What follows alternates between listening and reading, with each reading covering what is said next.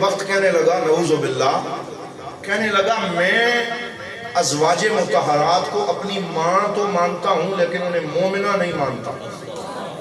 نعوذ باللہ، نقل کفر، کفر نباشد، یعنی کتنا بڑا کفر اس نے بکا. کہنے لگا ماں مان لیتا ہوں مومنہ نہیں مانتا. تو ہم نے اسے کہا اللہ نے کافروں کی ماں تو انہیں کہا ہی نہیں، اللہ نے کافروں کی ماں تو انہیں کہا ہی نہیں ہے.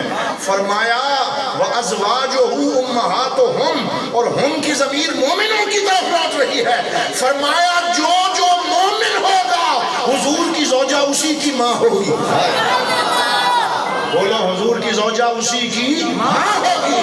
تو اگر تو مومن مانے گا تب ہی تو وہ تیری ماں بنے گی. اگر تو وہ مومن نہیں مانے گا تو تو خود سیدھا سیدھا کافر ہو جائے گا، تو خود کافر ہو جائے گا، تو اپنے پاؤں پہ کلہاڑی مارے گا. لہٰذا یہاں سے تو بھاگ نہیں سکتا.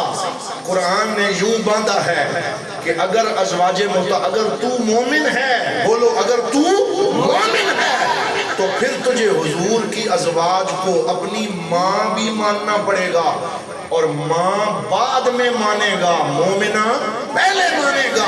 کیونکہ جب تک تو مومنہ نہیں مانے گا اس وقت تک وہ تیری ماں بن سکتی نہیں ہے. کیونکہ حضور کی ازواج مطہرات بولو کافروں کی مائیں نہیں ہیں، وہ کس کی مائیں ہیں؟ مومنوں کی مائیں.